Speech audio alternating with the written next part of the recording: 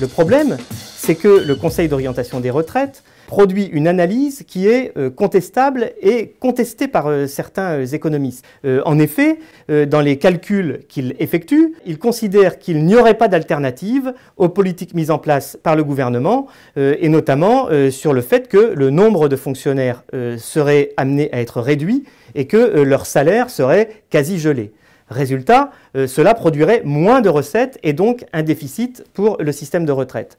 Donc à partir de là, le Conseil d'orientation des retraites avance comme piste possible le report de l'âge de la retraite pour réaliser des économies. Mais quand il livre ce diagnostic au Premier ministre, le Conseil d'orientation des retraites ne dit pas que cela.